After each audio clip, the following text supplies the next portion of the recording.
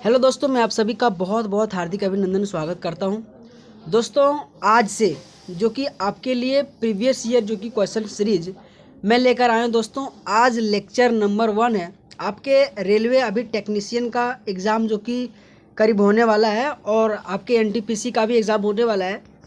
तो जितने भी 2024-25 के लिए दोस्तों मेरे रेलवे की तैयारी कर रहे दोस्तों, आप सभी का एक बार पुनः बहुत बहुत स्वागत है हमारे इस प्रीवियस ईयर क्वेश्चन सीरीज में। दोस्तों, अगर आपने जीके में कुछ नहीं किया भी है ना दोस्तों, तो इस क्वेश्चन को देखने के बाद और इस क्वेश्चन को पढ़ने के बाद आपके एग्ज़ाम में ऐसे ही लेवल क्वेश्चन पूछा जाएगा, क्योंकि हर एक क्वेश्चन आपके एग्ज़ाम में जो क्वेश्चन पूछा गया है वही मैं लेकर आया हूँ। तो दोस्तों चलिए टाइम को वेस्ट ना करते हुए पहला क्वेश्चन देखते हैं कि पहला क्वेश्चन क्या है। दोस्तों, पहला क्वेश्चन है कि सकल घरेलू उत्पाद यानी किसको घटाकर यानी कि सकल राष्ट्रीय उत्पाद को प्राप्त किया जाता है।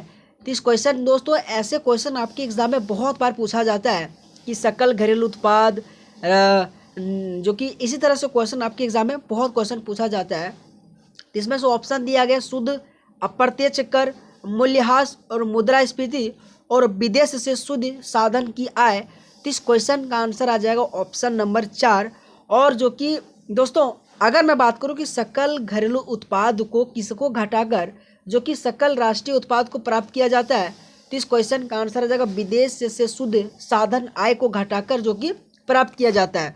तो दोस्तों देखते थोड़ा इसके बारे में और जानकारी में क्या क्या मिल सकता है। दोस्तों, सकल राष्ट्रीय उत्पाद जो कि जीडीपी आपके एग्जाम में उसका फुल फॉर्म भी पूछ सकता है कि जीएनपी का फुल फॉर्म क्या होता है। तो सकल राष्ट्रीय उत्पाद किसी देश के नागरिक द्वारा दिए गए वित्तीय वर्ष में उत्पादित सभी तैयार वस्तुओं और सेवाओं का कुल मूल्य है, चाहे उसका स्थान कुछ भी हो। इस प्रकार परिभाषित किया जाता है। तो दोस्तों आप पढ़ लीजिएगा, बेसिकली आपके एग्जाम में फुल फॉर्म पूछा जाता है। अगर मैं बात करूं कि जीएनपी बराबर अगर आपके एग्जाम में पूछे तो सकल घरेलू उत्पाद प्लस शेष विश्व में नियोजित उत्पाद के घरेलू कारक द्वारा अर्जित कारक आय माइनस घरेलू अर्थव्यवस्था पे नियोजित शेष विश्व के उत्पादन के कारकों द्वारा अर्जित कारक आय कहते हैं। तो ये आप जीएनपी और सकल राष्ट्रीय उत्पाद इन सभी के बारे में आप दोस्तों जान सकते हैं और ऐसे आपके एग्जाम में क्वेश्चन पूछे जाते हैं।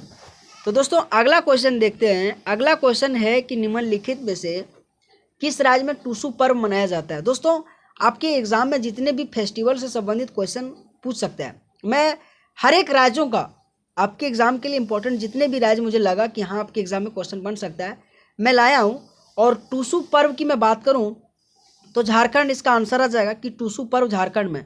अच्छा दोस्तों, अगर झारखंड की और पर्व, कर्नाटक का पर्व, सिक्किम का पर्व, गुजरात का, ये सारा मैंने आपके लिए लाया हूँ आपके लिए, ताकि एक क्वेश्चन से आपके लिए और भी इंफॉर्मेशन मिल सके।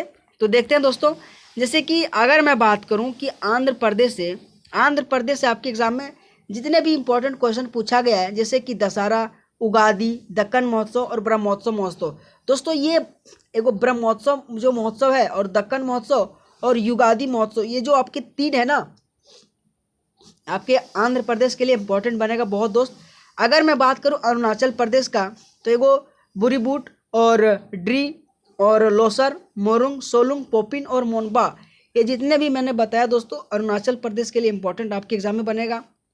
वहीं असम की मैं बात करूं दोस्तों, तो अम्बुबाची, भोगाली बिहू, वैसागु, देहिंग पटकाई और पोराग, ये आपके असम के लिए इंपॉर्टेंट बनेंगे दोस्तों। मैंने कहा ना, हर एक आपके स्टेट के लिए जो इंपॉर्टेंट आपके फेस्टिवल हो दोस्तों मैंने वही लाया है। बिहार में बात करूँ तो छठ पूजा और बिहुला भी आपके एग्जाम में बहुत बार पूछा जाता है और छठ पूजा सबसे प्रसिद्ध बिहार का फेस्टिवल है। वहीं बात करूँ दोस्तों छत्तीसगढ़ की में, तो बस्ता दशहरा और माघी पूर्णिमा, ये छत्तीसगढ़ का जो कि फेस्टिवल है। और वहीं गोवा की मैं बात करूँ तो सैनबर्न उत्सव और मांडो और लादेन, ये गोवा का जो कि प्रमुख उत्सव है, जो कि इसमें से सैनबर्न आपके एग्जाम में बहुत बार क्वेश्चन पूछा जाता है। अगर मैं बात करूं दोस्तों गुजरात की, तो गुजरात का नवरात्रि, जन्माष्टमी, कच्छ उत्सव और उत्तरायण, ये आपके गुजरात के लिए इम्पॉर्टेंट फेस्टिवल है। और वहीं अगर हिमाचल प्रदेश की मैं बात करूं दोस्तों, तो गोची महोत्सव आपके एग्जाम के लिए इम्पॉर्टेंट बनेगा, जिसमें से गोची महोत्सव आपके एग्जाम में पूछा जाता है। हरियाणा की मैं बात करूं तो बैसाखी फेस्टिवल अगर पूछे कि किस राज्य में मनाया जाता है तो हरियाणा में। अगर मैं बात करूं जम्मू कश्मीर में तो जम्मू कश्मीर में हर नवमी, छड़ी और बहु मेला और दोस मोचो। अगर झारखंड की बात करूं तो कर्मा और होली और रोहिणी और टूसू। ये रोहिणी और टूसू आपके एग्जाम के लिए इंपॉर्टेंट बनेगा झारखंड से। अगर कर्नाटक से बात करूं दोस्तों तो युगादि यहाँ भी मनाया जाता है और मैसूर दशहरा। उसके बाद कैलपोद उत्सव भी पूछे और कृष्ण पारिजात भी पूछे तो ये सारा कर्नाटक में मनाया जाता है। अगर केरल की मैं बात करूं तो ओणम और विशु ये दोनों इंपॉर्टेंट है दोस्तों, आपके केरल के लिए फेस्टिवल है।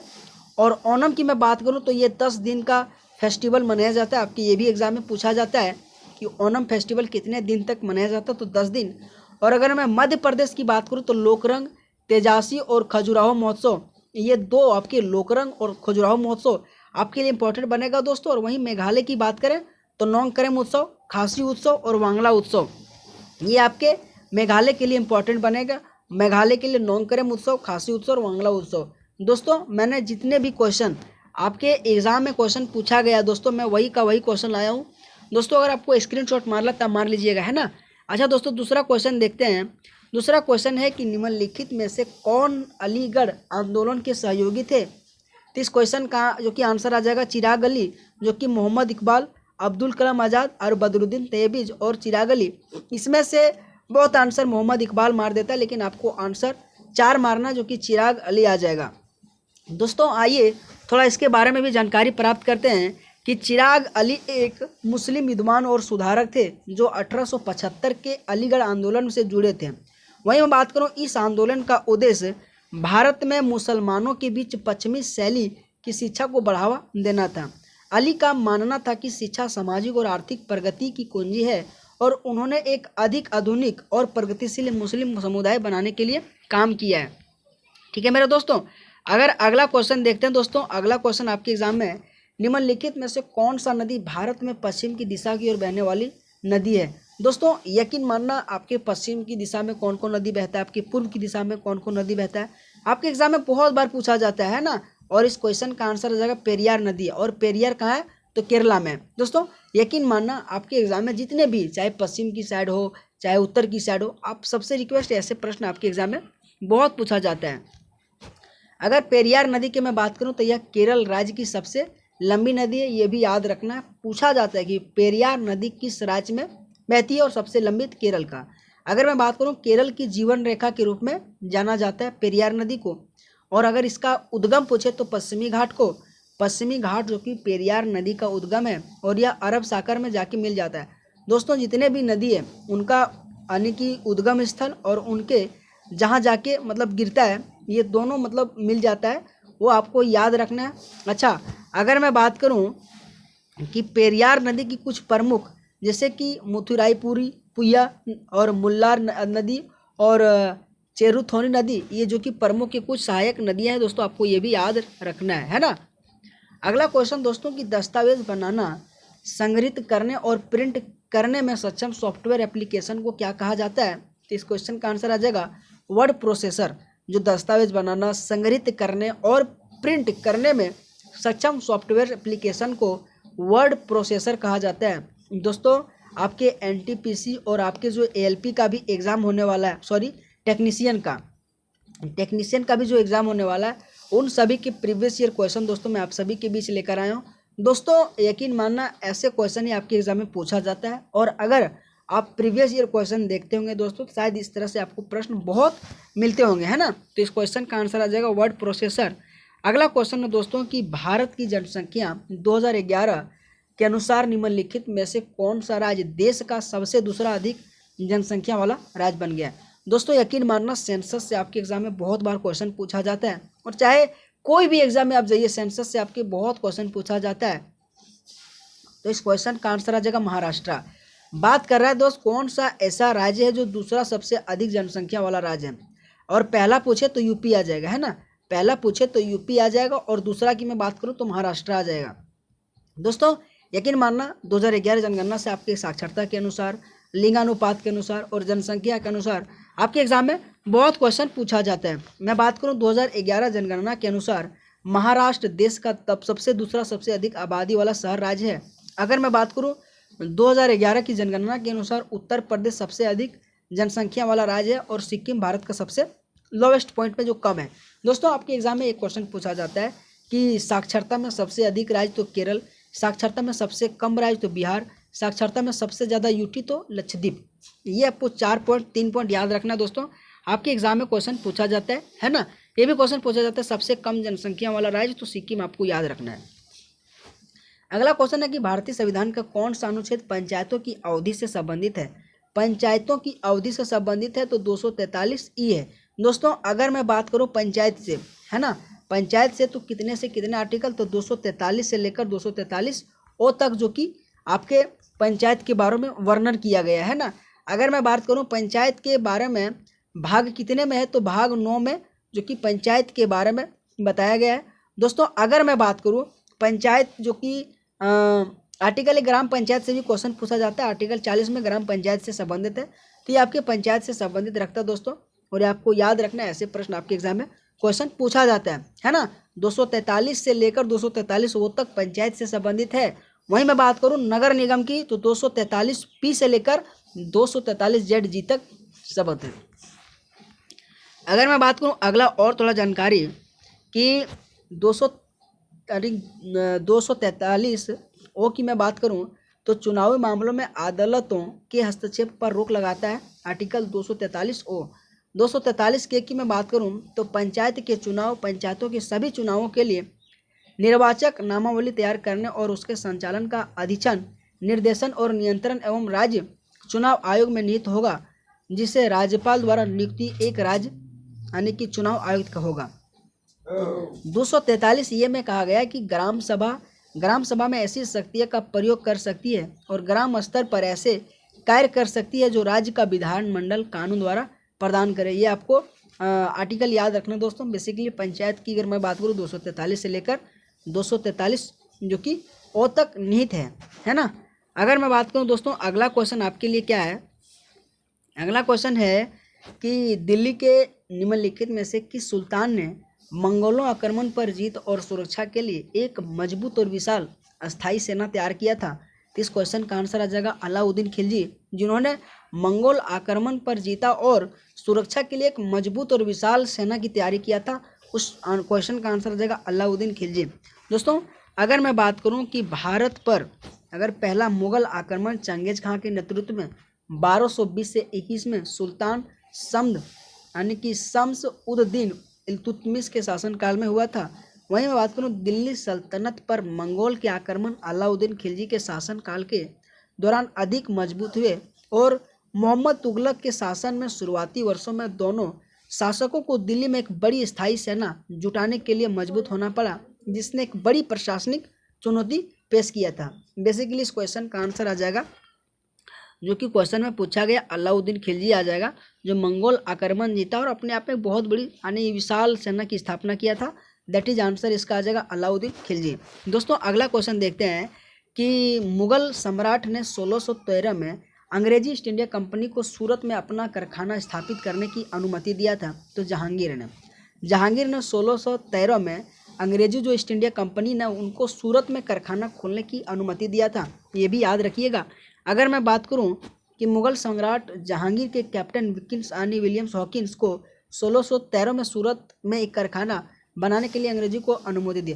दोस्तों क्वेश्चन ये पूछा जाता है कि कैप्टन विलियम हॉकिंस किसके दरबार में आया था, तो जहांगीर के दरबार में आया था, आपको याद रखना है। अगर मैं बात करूं 1615 में जेम्स प्रथम के राजदूत थॉमस रो जहांगीर के मुगल साम्राज्य के सभी जैसे कि जेम्स प्रथम और थॉमस रो और कैप्टन विलियम्स हॉकिंस, ये जितने भी आपके एग्जाम में क्वेश्चन पूछा जाता है किसके दरबार में आया था, तो जहांगीर के शासनकाल में आया था। वहीं मैं बात करूं दोस्तों 1616 में कंपनी ने दक्षिण में मसूलीपट्टनम में अपना पहला कारखाना भी ये खोला था। ये भी याद रखना दोस्तों कि सबसे पहले कारखाना कहाँ खोला था, तो मसूलीपट्टनम में खोला था 1616 में। आपके एग्जाम के लिए मोस्ट इंपॉर्टेंट बनेंगे। अगला क्वेश्चन है निम्नलिखित में से कौन सा व्यक्ति संगीत वाद्य यंत्र बांसुरी से संबंध रखता है, तो बांसुरी से हरिप्रसाद चौरसिया। दोस्तों यकीन मानना आपके एग्जाम में क्वेश्चन पूछा जाता है जैसे कि आपके जाकिर हुसैन तबला वादक है ना। अगर पूछे बिस्मिल्लाह खां तो शहनाई वादक है। हरिप्रसाद चौरसिया बांसुरी वादक से है। तो ये आपके एग्जाम में क्वेश्चन पूछा जाता है। अगर मैं बात करूँ बिस्मिल्लाह खां को भारत रत्न से कब सम्मानित किया गया, तो 2001 को सम्मानित किया गया है ना। अगर पूछा जाता है लता मंगेशकर को भारत रत्न से कब सम्मानित किया गया, तो 2001 को। तो ये भी याद रखना। एक वैसे भी क्वेश्चन आता है MS सुब्बुलक्ष्मी को भारत रत्न से सम्मानित 1998 में। वहीं बात करूँ दोस्तों, उस्ताद जाकिर हुसैन एक तबला वादक है जो कि आपके एग्जाम में क्वेश्चन पूछा जाता है। पंडित रविशंकर की मैं बात करूं तो ये जो कि पंडित रविशंकर जॉन यानी कि मैकलोदिन सहित कई प्रसिद्ध संगीतकारों के साथ उन्होंने सहयोग किया था। अगर मैं बात करूं बिस्मिल्लाह खां और शहनाई वादक थे, है ना। बिस्मिल्लाह खां अगर पूछे तो शहनाई वादक थे। अगर मैं बात करूं और भी, हाँ इसी को बोल रहा है ना कि संगीत में उनके योगदान के लिए भारत के सर्वोच्च नागरिक पुरस्कार से सम्मानित किया गया था, है ना। और मैं बात करूं विलायत खान एक सितार वादक है ना, विलायत खां सितार वादक है। पंडित रविशंकर सितार वादक है। अपने पीढ़ी के महानतम संगीतकारों के नाम से भी जाना जाता है। और अगला क्वेश्चन देखते हैं दोस्तों कि वर्ल्ड वाइड वेब का आविष्कार किसने किया था, तो टिम बर्नर ली ने किया था वर्ल्ड वाइड का आविष्कार, जो कि आपके एग्जाम में क्वेश्चन पूछा गया था। अगर मैं बात करूं, उन्होंने वेब की 3 प्रमुख प्रौद्योगिकी विकसित की थी, जो कि अगर मैं बात करूं HTTP यानी हाइपर टेक्स्ट ट्रांसफर प्रोटोकॉल। अगर पूछे इसका फुल फॉर्म आपके एग्जाम में पूछा जाता है, तो हाइपर टेक्स्ट ट्रांसफर प्रोटोकॉल है जो वेब ब्राउज़र को यानी कि वेब सर्वर से वेब पेजों का अनुरोध करने और प्राप्त करने की अनुमति देता है।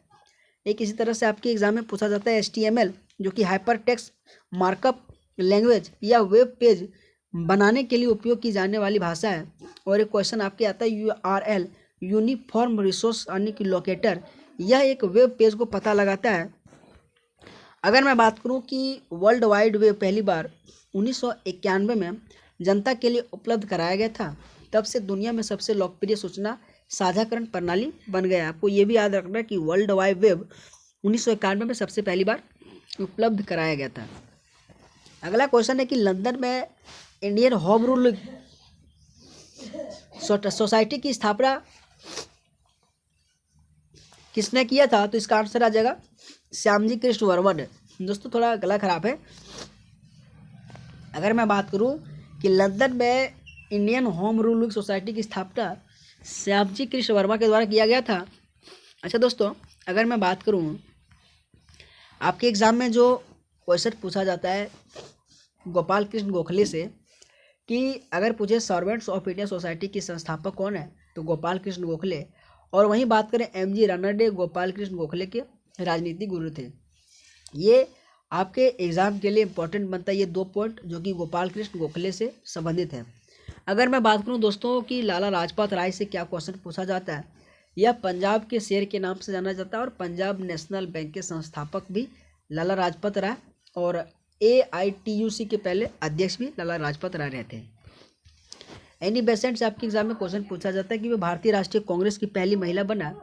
और एनी बेसेंट के नेतृत्व में भारत थियोसॉफिकल आंदोलन में लोकप्रिय हुआ। और उन्होंने न्यू इंडिया कॉमनवेल्थ और एनी बेसेंट द्वारा प्रकाशित किए गए जो बुक है, आपके एग्जाम में क्वेश्चन पूछा जाता है कि एनी बेसेंट ने कौन सा बुक प्रकाशित किया, तो न्यू इंडिया और कॉमनवेल्थ पुस्तक। अगला क्वेश्चन दोस्तों कि जेलेपला दर्रा कहाँ स्थित है, तो जेलेपला दर्रा पूछे तो सिक्किम और हिमालय के बीच में इन्हीं के दर्रे पे स्थित है जेलेपला दर्रा। दोस्तों अगर मैं बात करूं सिक्किम हिमालय ग्रेटर यानी हिमालय जो कि हिमाद्री के रूप में भी जाना जाता है, और इस सीमा की पश्चिम से यानी कि नंगा पर्वत यानी शिखर और पूर्व से नमचा जो कि बरवा चोटी के बीच में है। दुनिया की सबसे ऊंची चोटी अगर मैं बात करूं तो माउंट एवरेस्ट इसी सीमा पे ये स्थित है। कंचनजंगा, मकालू, धौलावीरी, अन्नपूर्णा कुछ अन्य चोटियां हैं जो इसी सीमा पे स्थित हैं। तो दोस्तों आप इस तरह से आराम से पढ़ लीजिएगा। बात करें तो ग्रेटर हिमालय में कुछ कई मार्ग हैं, जैसे जोजिला, सिपकिला, लिपुलेख, नाथुला और जेलेपला आदि दर्रा है। जेलेपला जो सिक्किम और हिमालय में भारत और तिब्बत के बीच एक बहुत बड़ी पहाड़ी दर्रा है, और इसलिए आंसर आ जाएगा सिक्किम और हिमालय। दोस्तों अगला क्वेश्चन है कि कोशिका की खोज सबसे पहले किसने किया था। इस क्वेश्चन का आंसर आ जाएगा रॉबर्ट हुक ने कोशिका की सबसे खोज किया था 1965 में। आपको ये याद रखना है दोस्तों। अगर मैं बात करूँ अगला क्वेश्चन दोस्तों कि पौधों की पत्तियां से छिद्रों द्वारा पानी निकल जाने की प्रक्रिया को क्या कहा जाता है, तो वाष्पोत्सर्जन कहा जाता है। ये भी आपके एग्जाम में क्वेश्चन पूछा गया था दोस्तों। हर एक क्वेश्चन, जितने भी क्वेश्चन मैंने लाया हूँ आपके एग्जाम का पूछा गया क्वेश्चन है। आपके टेक्नीशियन के लिए इंपॉर्टेंट क्वेश्चन है दोस्तों, आपके एनटीपीसी के लिए इंपॉर्टेंट क्वेश्चन है दोस्तों। अगला क्वेश्चन है कि निम्नलिखित में से किस वायसराय ने 1877 में दिल्ली दरबार में महारानी विक्टोरिया की ओर से उद्घोषणा यानी पढ़ी और उन्हें कैसर ए हिंद भारत की महारानी की उपाधि दी गई थी। तो इस क्वेश्चन का आंसर आ जाएगा ऑप्शन नंबर 3 यानी वायसराय लिटन को, जो कि कैसर ए हिंद भारत की महारानी की उपाधि दिया गया था। अगला क्वेश्चन दोस्तों कि एक क्वेश्चन है आपके दोस्तों कि प्रथम बौद्ध संगति, दूसरी बौद्ध संगति, तीसरी बौद्ध संगति और चौथी। देखो दोस्त क्वेश्चन का आंसर आपके एग्जाम में इस तरह से, जैसे प्रथम बौद्ध संगति पूछे है ना, तो रा वे पाकू है ना, प्रथम बौद्ध संगति राजगिरा, दूसरी रा वे पाकू है ना, तीसरा और मतलब आपके मिलान सही करने का बोल रहा था दोस्तों। तो उसमें से जैसे कि प्रथम बौद्ध संगति कहाँ हुआ था, तो राजगिरा में हुआ था, दूसरा हुआ था वैशाली में, तीसरा पूछे तो पाटलिपुत्र और चौथा पूछे तो वल्लभी जो कि कश्मीर में हुआ था है ना। तो ये क्वेश्चन आपको याद रखना है, आपके एग्जाम में क्वेश्चन पूछा जाता है इस प्रकार के। तो दोस्तों आप सबको क्लास कैसा लगा है ना। अगर थोड़ा डिस्टर्ब हुआ तो दोस्तों थोड़ा गला खराब है, लेकिन हाँ दोस्तों अगर अच्छा लगा हो तो इसी तरह से मैं हमेशा कंटिन्यू करूँगा दोस्तों। और ऑल द बेस्ट आप सबको। और अभी जिस प्रकार से आपके एलपी और आरपीएफ और एमटीएस का एग्ज़ाम हुआ, उसी तरह से उसी लेवल के आप साथ आपके एग्जाम भी क्वेश्चन भी आएगा। तो all the best, thank you so much.